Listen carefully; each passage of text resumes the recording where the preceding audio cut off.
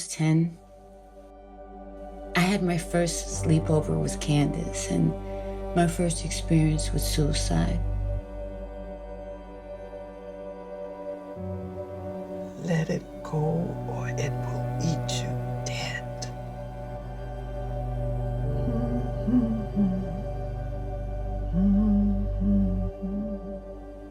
When I was 10, I was determined and alive. When I was 10, when I was 10, when I was 10.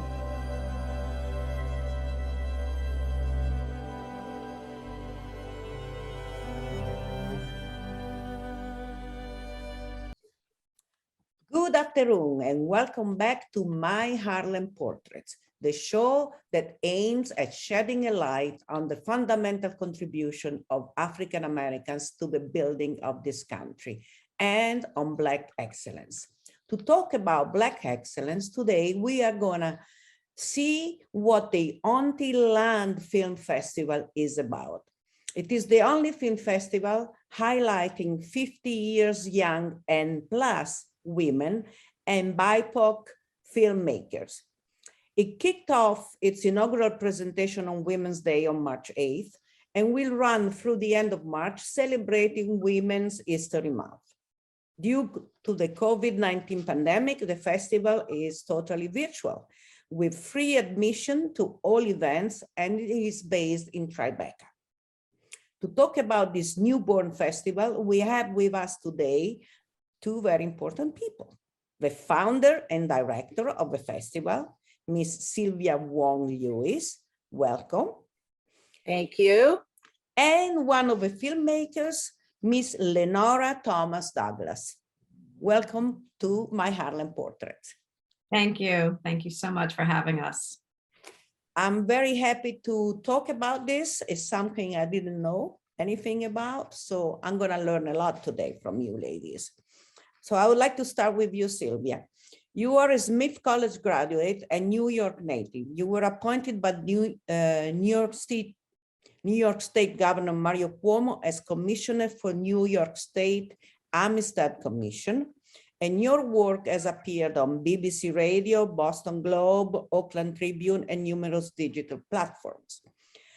You became a filmmaker at the age of 60 after many, many years as a journalist. And your films From Shanghai to Harlem and Healing Games won several awards.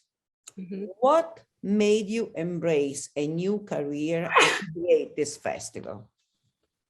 Salud. Okay, well, I'll tell you, I started, as you mentioned, that I started becoming a filmmaker rather late in life at 60 years old. And I became a filmmaker based on an aunt experience, me being an aunt. It was a young lady called me and said, hello, you're my aunt. You don't know me, but I'd like to learn about me. And I said, well, where have you been all of these years? And she said, oh, I've been in foster care. Oh, and I felt so sad that she was in foster care. And I don't want to say what sibling child she is, but anyway, I said, oh, I'm so sorry. So she said, well, I just want to know who I am and who is my grandmother and what my grandparents were like. So I created this film. First, I sent it to my Ancestry.com page. And she kept asking, you know, it's a page that has birth certificates, death certificates, marriage certificates. That really doesn't tell you a story. And she was a young person. She was still a teenager. So I decided to make a short film, which was called From Shanghai to Harlem. And that was about our, what I call our migration, immigration story. My family is from Trinidad. They're Chinese Trinidadian on my mother's side, and they're Southerners, Black Southern Creole people on my father's side from Mississippi.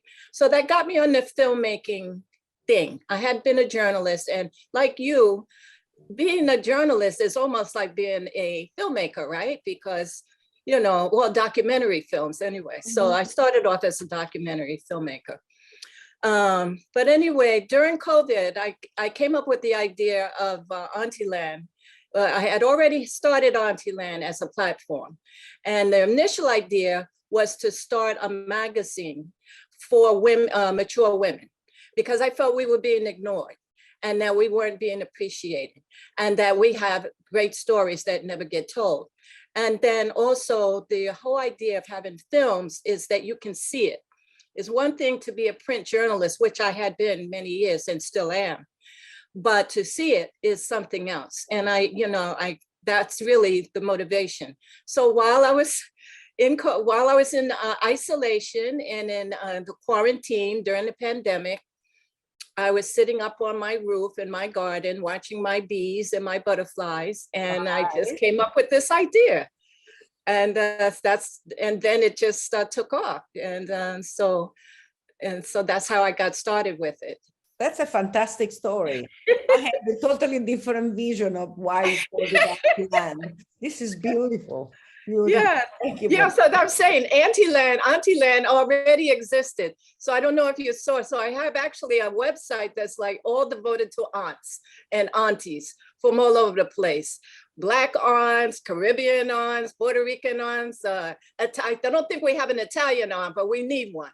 Good, But anyway, it was like the whole multicultural auntie experience because. It's not about, you can be an aunt at 8 years old, right? And you can be an aunt at whatever age. Yeah. And it's just that there are several ways that you can come at this whole auntie experience. And some people feel like it's an age thing. When you get a certain age, people start calling you auntie. And that's a tradition for many cultures, especially in my culture, in my family. People call me auntie. And I call my mother's friends auntie. And so, because it was disrespectful to call them by their first names, right? So, there are a lot of aspects of it. And so, and different cultures have different aspects of it. So I was really coming at it from a women's stories kind of perspective. But then as, like my husband would say, well, aren't you doing aunt stories? And I said, no, it's just everything we're thinking about. We're thinking about all kinds of things. So life. So yeah, just life. And so as you see in the AuntyLand Film Festival, we have a lot of different topics going on there. And we are going to talk about that afterwards, because now I would like to ask Lenore, who is a Boston University alum and worked at the Today Show for Matt Lauer and Al Roker. Your other writing credits include Xbox produced short film Miracle of Film, which premiered at Comic-Con. At the festival, you were presenting We Not, which marks your debut as a film director. Tell us about this film and what is it loosely based on? So this film was loosely based on a one-woman show that I directed. And the star of that one-woman show is the star of the short film, Sheree O'Neal. So after the success of that one-woman show, we wanted to take some of the stories and create a short film so even more people would have access to this story.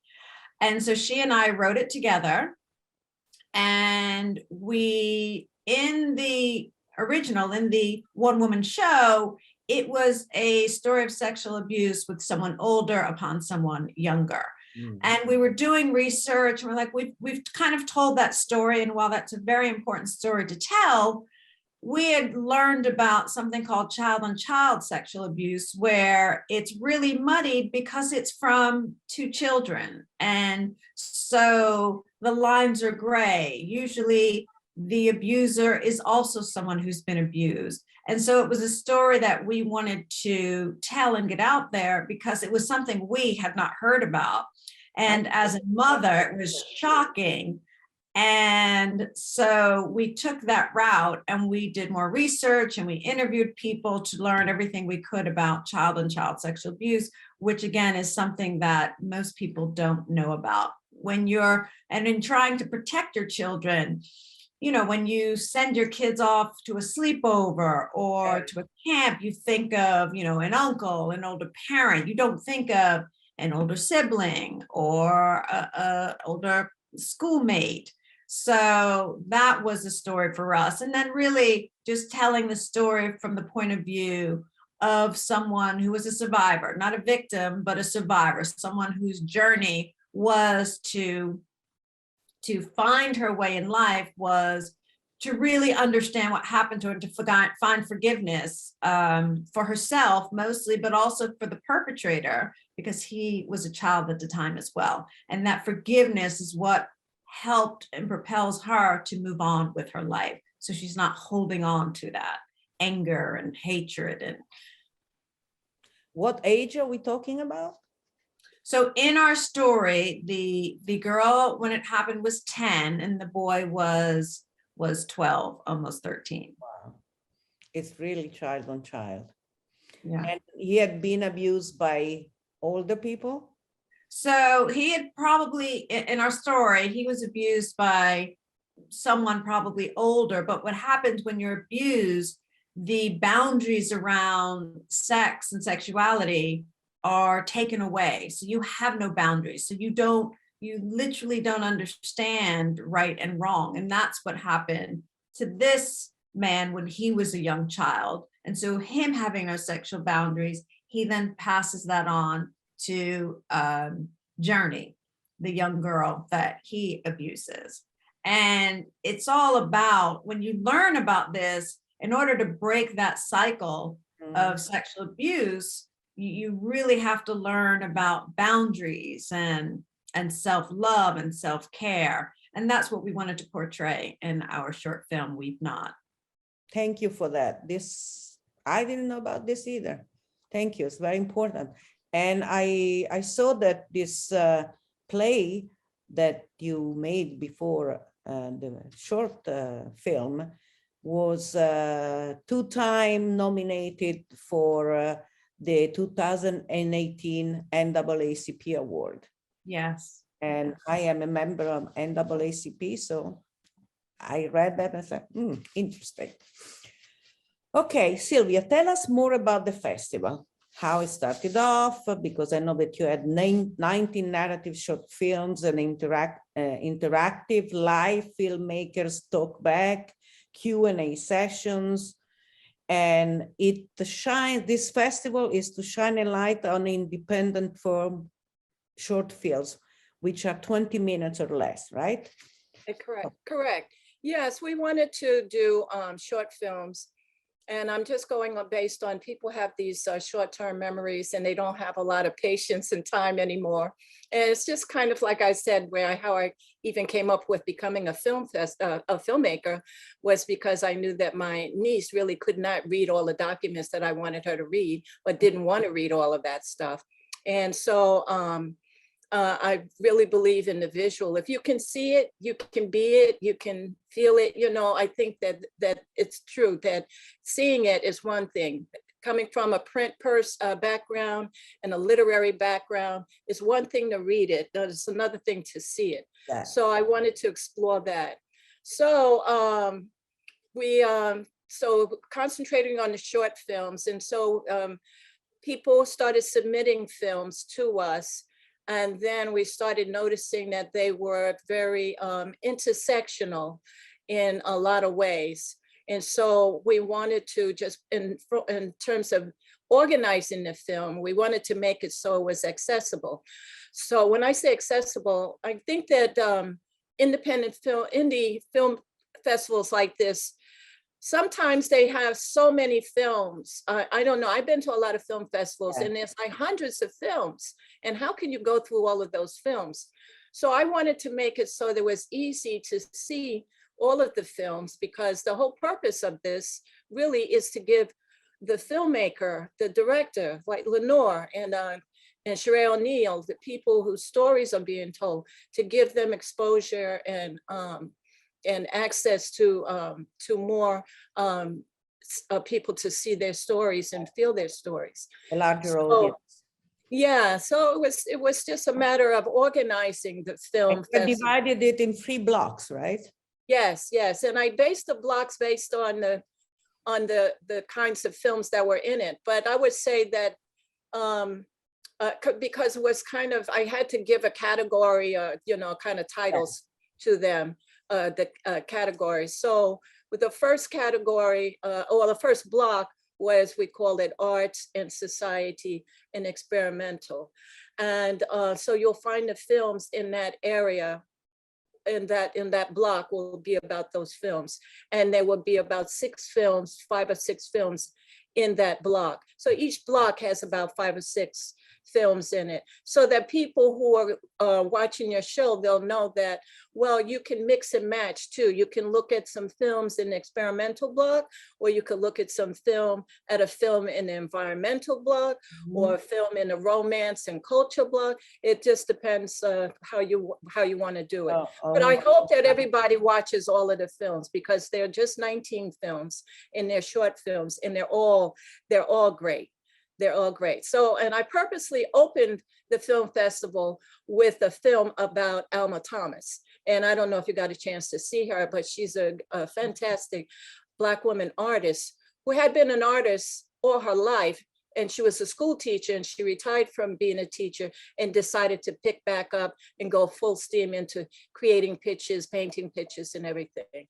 And it's wonderful because she kind of restarts her life at 60 years old, and then becomes just this world-renowned, to this day, still, she is the most in demand artist now.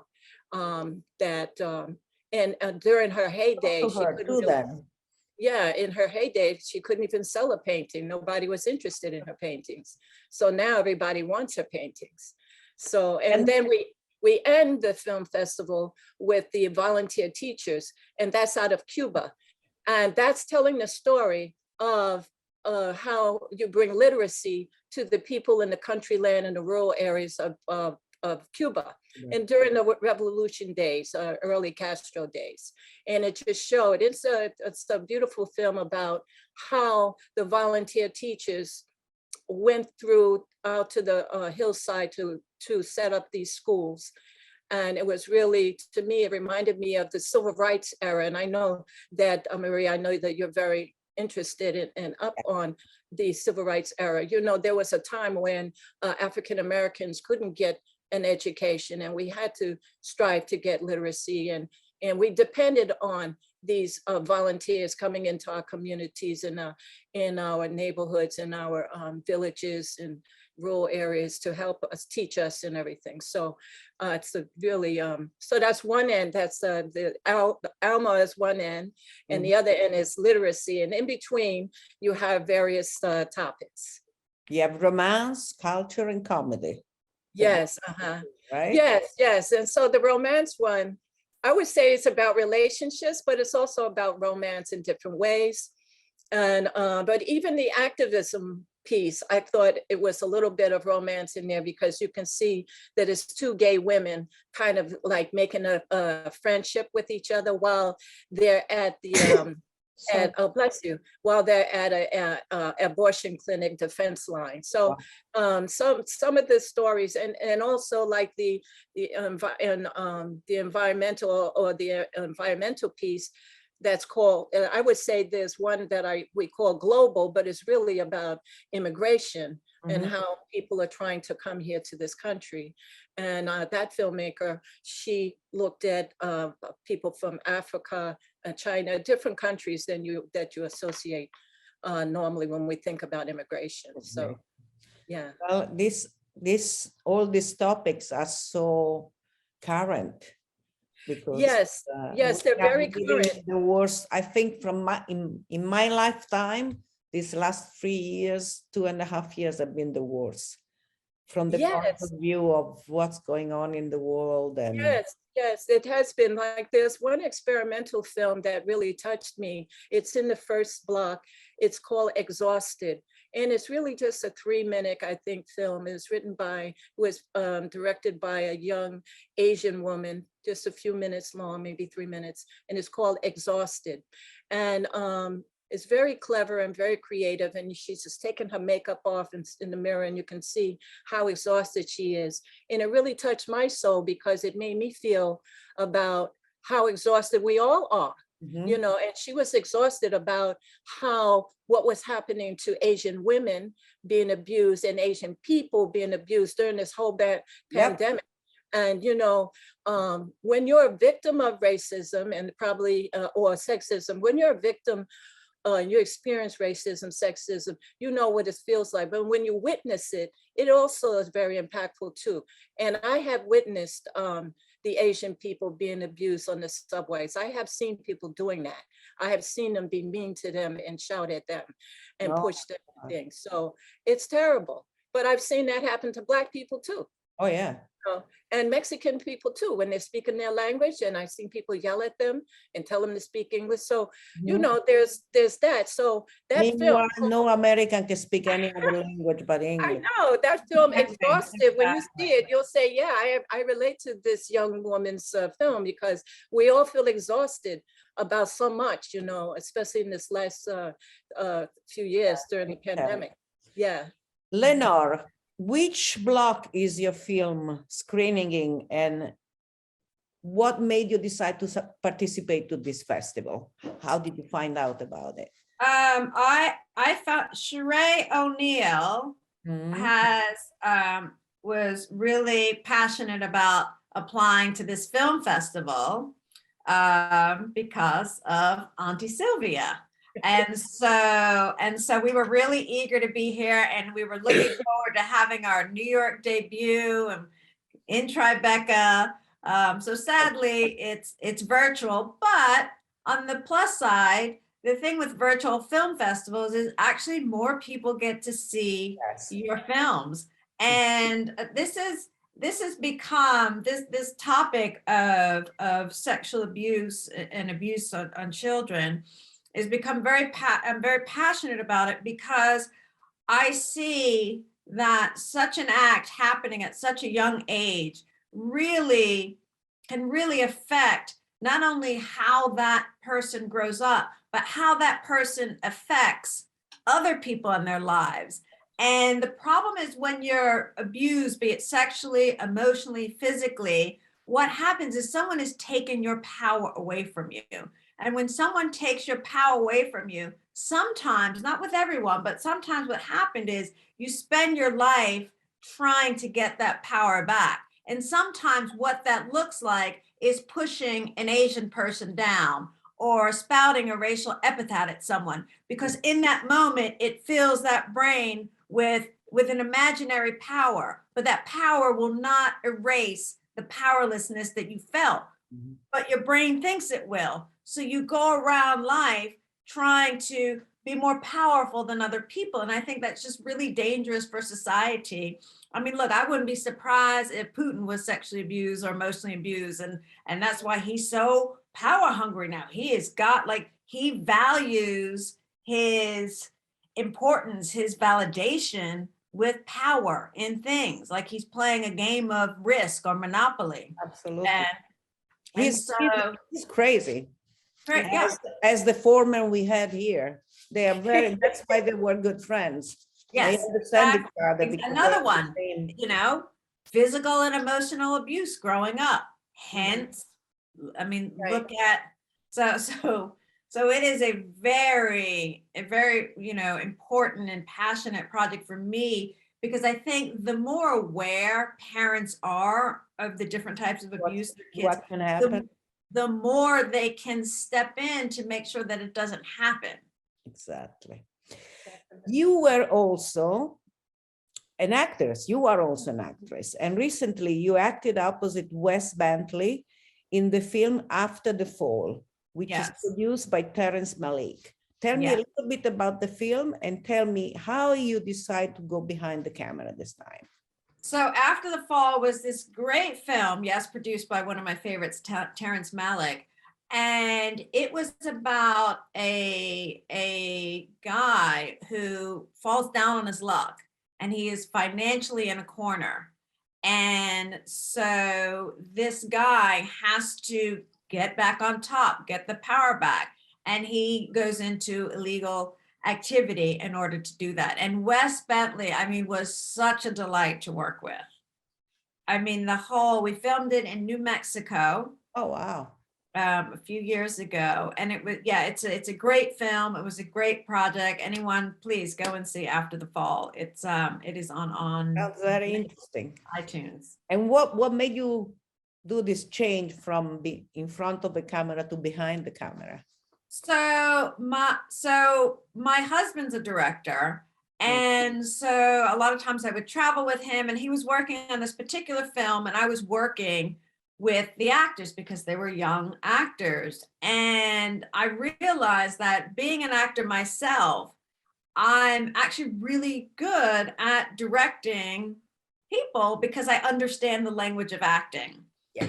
And it was actually always something I had wanted to do as a child, but you know, growing up, I didn't have people in my family who were in the business, so I didn't know how to be a director. An actor, I could figure that out. I go to acting school and then I'd be, and so that is how I made the switch to directing. And I love directing. I love writing. I also love acting, but I really love directing. That, I would say, that is my favorite. That's like cool. telling a story, working with actors, working with, you know, your costume people, just working with all the different artists is just, it's, you know, because it takes, you know, it takes a village for many things. It takes a village to also make a film. Yeah.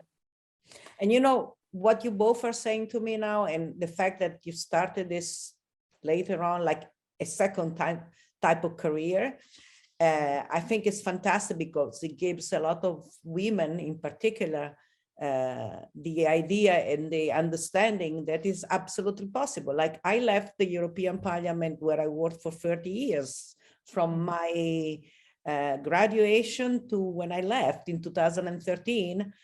And I was in charge of the public relation, and I realized that the TV and the film media was the one I liked most to enter into people's homes and make them understand. Like you said before, one thing is to read and one thing to see what the European Union and the European Parliament is doing for you. What are the laws that we vote that are affecting you directly? So I understand what you're doing. I started to do this show, and I think it's important for me because I live in Harlem. I moved to Harlem in 2013, and I've been welcomed like in a family, and I need to give back.